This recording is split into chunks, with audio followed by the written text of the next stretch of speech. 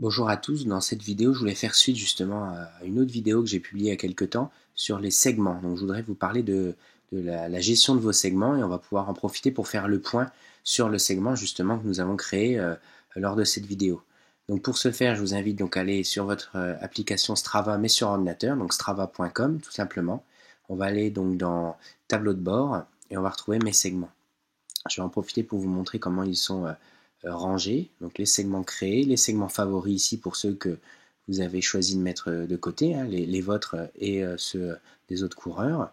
On va donc aller dans segment créé, on va retrouver notre segment.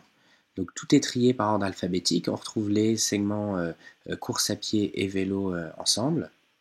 On va chercher donc dans les P, c'était piste cyclable si je me souviens bien, donc en page numéro 3. On arrive donc ici, voilà, piste cyclable, Gaispo, Bleisheim. On va donc cliquer dessus et comme je vous l'ai dit, il fallait un quart d'heure à peu près le temps que ça remonte. On va voir un peu ce qui s'est passé sur ce segment. Donc automatiquement, on a toujours notre personal record ici d'enregistrer, donc c'est ma sortie d'hier, d'accord.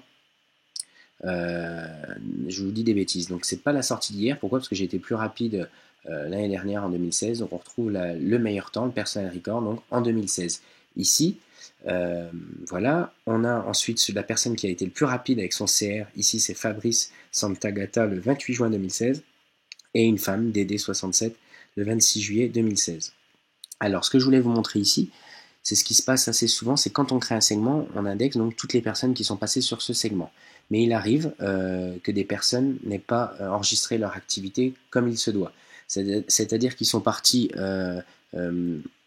pensant comment courir, enfin faire une sortie vélo, pardon, et en laissant le sport course à pied sur leur smartphone. Donc c'est un petit détail, mais qui peut embêter les gens qui créent des segments ou qui suivent un peu leurs activités sur les segments. Donc vous allez comprendre pourquoi, un peu plus bas. Donc on retrouve comme toujours ici l'évolution de nos performances, donc ça c'est ma sortie d'hier, et le meilleur temps ici, donc comme je vous le disais, en 4,37, 7 minutes 44 l'année dernière, donc ici en 2016, d'accord. On descend et regardez ce qu'on peut constater, donc le segment a bien indexé toutes les personnes qui sont passées par là, on a quand même 2 pages, donc c'est intéressant ici, sur cette piste cyclable. On retrouve son meilleur temps ici en 14e position, donc pour ma part. On retrouve donc tout un tas de personnes qui sont référencées. Et on arrive ici, voilà ce que je voulais vous montrer, pour moi en tout cas comme ça de but en blanc, 2 personnes qui sont indexées, on va dire, beaucoup trop rapidement sur le segment. Des personnes qui sont allées beaucoup trop vite, en tout cas c'est quasiment impossible selon moi sur les 2-3 premières lignes. Donc la première, on va vérifier ça, on est à 1,54 au kilomètre, quelqu'un qui a fait la piste en 3 minutes 12, comme moi par exemple je l'ai fait en 7 minutes 44, d'accord. Donc pour creuser un petit peu, on va cliquer sur la date de sa sortie et je vais vous montrer comment déceler et signaler le problème, surtout si les segments sont importants pour vous autour de chez vous par exemple. Donc là on va retrouver la course de la personne, on clique ici sur aperçu. Donc voilà, donc comment on peut voir tout de suite l'anomalie, voilà 34 km, donc c'est pareil en course à pied, en 1h11, avec une moyenne de 2,06 au kilomètre. Donc clairement c'est impossible, c'est monstrueux. Donc voilà, donc clairement c'est une personne qui a fait du vélo, qui a laissé le running en sport au moment de l'enregistrement de sa course. Donc pour signaler le segment, ce que je vous conseille de faire, et ce que beaucoup ignorent, c'est donc de cliquer sur la petite clé à molette et de signaler tout simplement le segment. Donc qu'est-ce qui va se passer? Strava va recevoir une alerte de la part du coureur, donc de moi, et on va lui indiquer ce qui se passe. Donc l'activité se déroulait dans un véhicule, donc ça on ne peut pas vraiment savoir. Type d'activité erronée, donc c'est le cas ici, où les données GPS erronées. Ça peut arriver également que les données GPS bug complètement suite à un problème de votre montre par exemple. Donc type d'activité erronée, la raison donc sortie à vélo par exemple, et on signale. Voilà. Donc au début ça peut prendre un peu de temps. Pour ma part, vu que je signale pas mal de segments comme ça, c'est un algorithme qui permet voilà, d'analyser les personnes qui signalent sérieusement et les personnes qui abusent du signalement, mais en tout cas pour moi, la personne sera automatiquement désindexée du segment là. D'accord. Donc on va pouvoir retourner, on va retrouver le segment en question ici, piste cyclable Gaispo Bleisheim. On reclique dessus. On retrouve afficher le classement général, donc toutes les personnes. en dessous donc, voilà, ça rame un petit peu, voilà, voilà, et on retrouve donc la personne qui n'est plus indexée sur le segment. Donc on va faire la même chose sur la deuxième personne, etc., etc. Moi, pour moi, il n'y a que Arthur Jacob qu'on retrouve en plus sur d'autres segments qui a véritablement le CR ou le COM, hein, comme on dit, sur le parcours là. D'accord? Donc ici, on va cliquer la même chose sur la date. Fabrice Santagata, on va regarder ce qui se passe, également 41 km.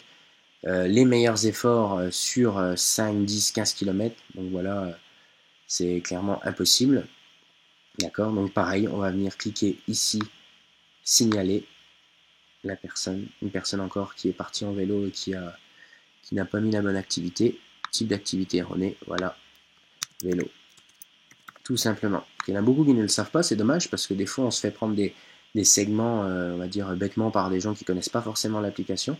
Mais bon, moi je peux comprendre, respecter qu'il y a des gens qui veulent garder leur première place, hein, pour les gens les plus compétiteurs. Et donc voilà. Voilà, voilà. Donc ensuite, on va arriver, c'est tout, on a arrivé sur le classique, hein, pour la gestion du segment. On n'a rien oublié, on va retrouver ici le dernier segment et on terminera là-dessus. On retrouve la piste cyclable, voilà, et le classement général.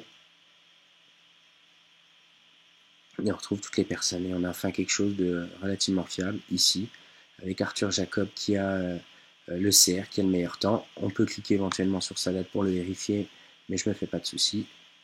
Même si on n'est pas amis, hein, on peut bien sûr tomber sur les runs de chacun, c'est ce qui est intéressant. On a quelqu'un qui fait 13 km en 4,05, donc tout à fait possible. On peut le féliciter, j'ai déjà fait ici, lui laisser un petit commentaire. Voilà. Donc voilà, c'est intéressant ici de suivre les personnes. Je précise juste une dernière chose avant de vous quitter. Sachez que voilà, quand vous créez un segment vous-même, lors d'une course, hein, que vous venez de réaliser, une sortie, voilà, vous ne pourrez pas être considéré comme le... Vous serez forcément indexé en premier si vous êtes parti très fort sur une partie, justement, vous avez prévu d'indexer et de créer un segment un peu plus tard. Par contre, vous ne pourrez pas avoir la petite couronne dès la première sortie, ça serait trop facile sinon.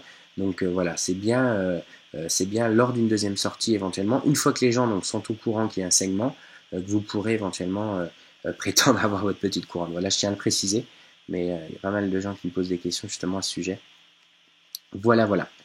Je vous dis à bientôt, amusez-vous bien sur les segments Strava. Ciao, ciao.